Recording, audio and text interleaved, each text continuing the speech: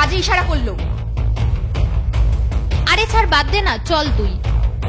আরে কেন ছেড়ে দেবো, তুই দাঁড়া, আমি পুলিশকে ফোন করছি। Hello sir. বলুন ম্যাডাম, কি হয়েছে? স্যার, আমরা দুই বান্ধবী কথা বলতে বলতে যাচ্ছিলাম, হঠাৎ করে একটা ছেলে বাইক নিয়ে এসে আমাদের বাজে ইশারা করে গেল। কেমন ইশারা? স্যার এরকম দেখিয়ে চলে গেছে। খালি ইশারাই তো করেছে, অন্য তো কিছু করেনি। তাহলে ছেড়ে দিন না। কেন ছেড়ে দেবো স্যার, আপনি ওনার নামে কমপ্লেন লিখুন। তো কি কমপ্লেন লিখবো বলুন? যে মেয়েরা যাচ্ছিল আর ওদেরকে বাজে ইশারা করেছে? হ্যাঁ, আপনাদের কাছে কোনো প্রুফ আছে? আমি ওনার বাইকের নাম্বার দেখেছিলাম, আমার কাছে ওনার বাইকের নাম্বার আছে। আচ্ছা তাহলে বলুন বাইকের নাম্বার কি? 8501। আচ্ছা ম্যাডাম ঠিক আছে, ওর নাম্বার প্লেটটা দিয়ে আমি ওর অ্যাড্রেসটা আর ওর ফোন নাম্বার বার করছি। তারপরে আমি ওকে থানায় রাখছি। আর আপনাদেরকেও কিন্তু আসতে হবে।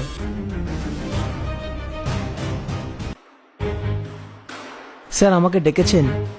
এই মেয়েগুলোকে দেখ, চিনিস এদের?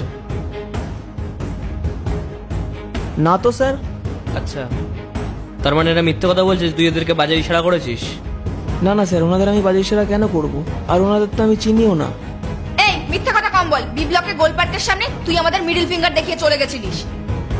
স্যার আপনি ওকে লকআপে নিয়ে যান, 2-4টে লাঠির বাড়ি মারুন, দেখবেন তখন সব বলবে। আচ্ছা আমি দেখছি। এই সালা, চল তুই লকআপে। 2-4টে লাঠির বাড়ি খেলেই না সব সত্যি বেরিয়ে যাবে। স্যার আমার কথাটা তো একটু শুনুন। বল কি বলবি, শুনছি। স্যার আমার ছোটবেলা থেকে হাতের প্রবলেম আছে, হাতের 4টে আঙুল ঠিক মতন খোলে না। আপনার বিশ্বাস না হলে নিজেই চেক করে দেখুন।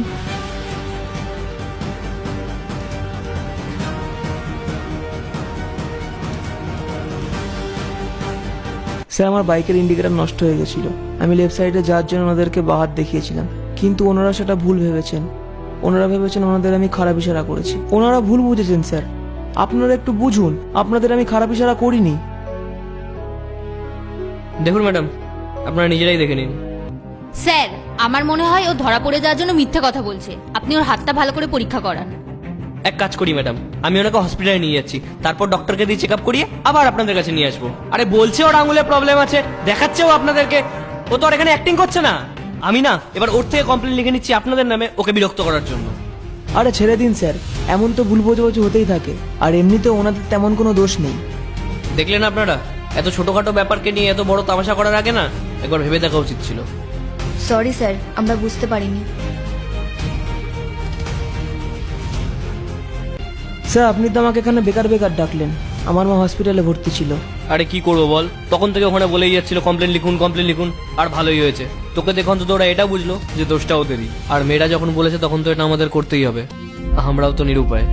সে ঠিক আছে স্যার, কিন্তু স্যার একটা কথা বলতে চাই, সবসময় না ছেলেরা খারাপ হয় না। হ্যাঁ, আমাদের সমাজ আর মেয়েদেরও বোঝা উচিত ছেলেরা সবসময় খারাপ হয় না, কখনো কখনো মেয়েরাও ভুল হয়। 2-1জন বাজে পুরুষের জন্য সমাজে এমন কিছু নিয়ম তৈরি হচ্ছে যার শিকার প্রতিনিয়ত কত নিরীহ ছেলেরা হচ্ছে।